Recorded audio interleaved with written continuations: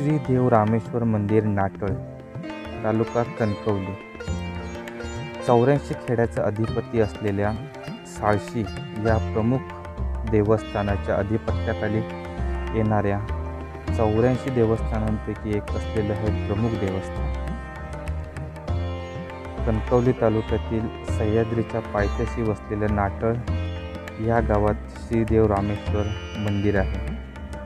पूर्वाभिमुख असलेले हे मंदिर शंकराच्या पिंडीच्या आकाराचं आहे। सुवर्ण कोकणच्या आजच्या भागात आपण श्रीदेव रामेश्वर या मंदिराच्या हरिनाम सप्ताहाबद्दल माहिती घेणार आहोत। तर मित्रांनो, हा व्हिडिओ शेवटपर्यंत नक्की बघा आणि सुवर्ण कोकण यूट्यूब चॅनलवर जर तुम्ही नवीन असाल तर आजच आमचं चॅनल सबस्क्राईब करा। नमस्कार मंडळी, मी आशिष नाटळकर सुवर्ण कोकण यूट्यूब चॅनलमध्ये तुमचं सगळ्यांचं स्वागत करतो आहे। तर आज मी चाललो आहे नाटळला। तर आमचं मूळ गाव नाटळ आहे। तर आमच्या नाटळकर कुटुंबियातर्फे संपूर्ण कुटुंबाची आम्ही एकच ओटी भरतो। तर त्यासाठी आज मी खास चाललो आहे आणि सोबतच व्हिडिओ देखील आपण करणार आहोत। मी आता मंदिराच्या प्रवेशद्वारासमोर आहे आणि एकूणच आकर्षक अशी सजावट केलेली आहे आणि सध्या कोरोनाचा प्रादुर्भाव असल्यामुळे या ठिकाणी हँड सॅनिटायझर, टेम्परेचर गन आणि ज्यांच्याकडे मास्क नाही आहेत त्यांना मास्क वाटप देखील मंदिराच्या वतीने करण्यात येते। तर आता आपण मंदिराच्या आतमध्ये जाऊया। तर या ठिकाणी समोरच शंकराच्या पिंडीच्या आकाराचं सुंदर असं मंदिर आहे आणि सध्या कोरोनाच्या प्रादुर्भावामुळे या ठिकाणी वारंवार सॅनिटायझेशन देखील केलं जाते। भाविकांची पुरेपूर काळजी घेत आहे।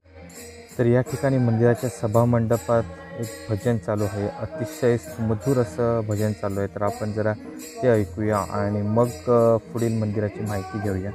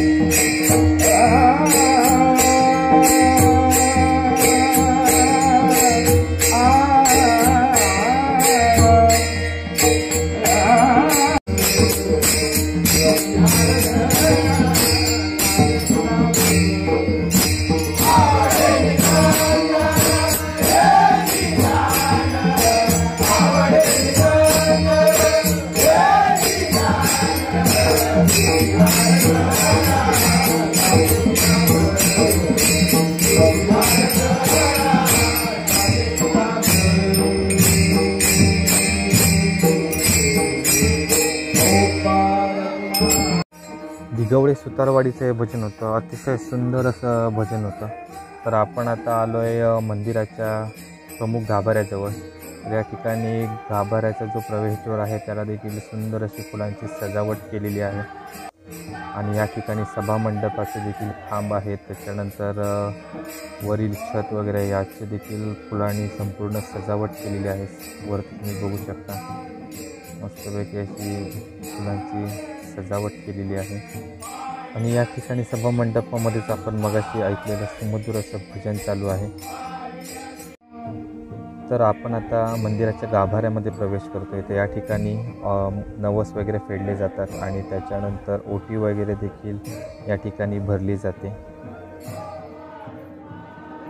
तर या ठिकाणी गाभाऱ्यामध्ये देखील सुंदर अशा गुलाबाच्या फुलांची सजावट केलेली आहे आणि या गाभाऱ्यामध्ये मध्यस्थानी आहे श्रीदेव रामेश्वर यांची पिंडी। तर या ठिकाणी गारणं वगैरे चालू आहे।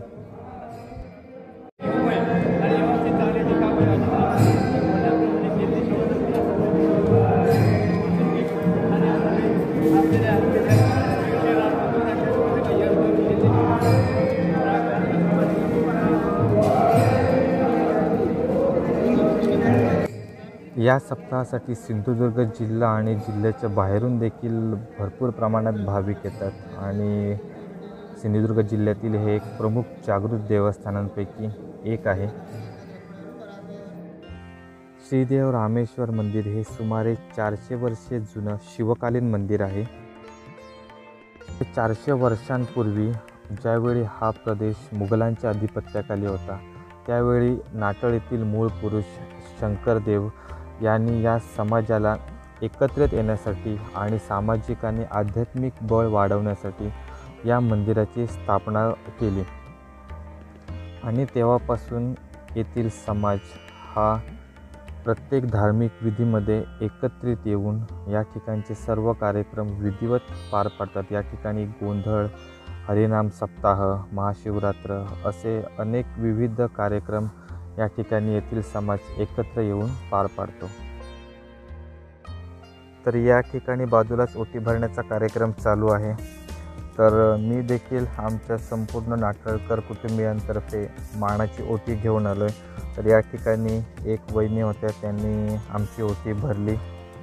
तर आम्ही नाटळकर कुटुंबीयचं हे मूळ गाव आहे नाटळ. तर आम्ही मे महिन्याच्या सुट्टीमध्ये, त्याच्यानंतर गणपतीमध्ये आणि ज्यावेळी हा हरिनाम सप्ताह चालू असतो अशा 3 वेळा येऊन आम्ही मानाची ओटी भरतो. या ठिकाणी आमचं संपूर्ण 40 ते 50 जणांचं कुटुंब आहे मोठं. तर या संपूर्ण कुटुंबाच्या वतीने आम्ही एकच ओटी भरतो. तर या ठिकाणी तुम्ही ओटी भरून झाल्यानंतर जर माहेरवासी नसेल तर त्यांना तो ओटीचा नारळ परत दिला जातो आणि त्याच्यासोबतच थोडेसे तांदूळ दिले जातात, जे आपण ज्या ठिकाणी धान्य आपलं साठवतो त्या धान्यामध्ये मिक्स करायचे असतात. आणि सोबतच तुम्ही एखादा नवस वगैरे या ठिकाणी बोललात तर तुम्हाला येथील अंगारा दिला जातो आणि त्यासोबतच नवसाचे जे नारळ असतात त्यांचा प्रसाद देखील आपल्याला मिळतो. श्रीदेव रामेश्वर मंदिराच्या परिसरात 2 छोटी मंदिरे देखील आहेत. तर या ठिकाणी प्राचीन मूर्त्या आणि पेंडे वगैरे आहेत. तर यांची देखील पूजा केली जाते. तर याबद्दल मला फारशी माहिती मिळाली नाही.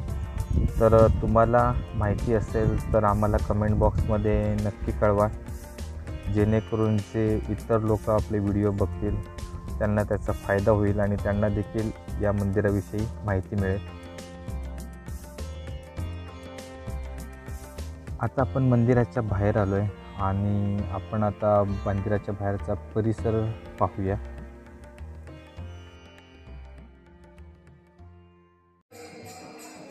तर इकडे आहे मंदिराचा कळस. या मंदिराचं बांधकाम हे शंकराच्या पिंडीच्या आकाराचं आहे आणि त्याच्यावर सुंदर अशी आकर्षक विद्युत रोषणाई केलेली आहे.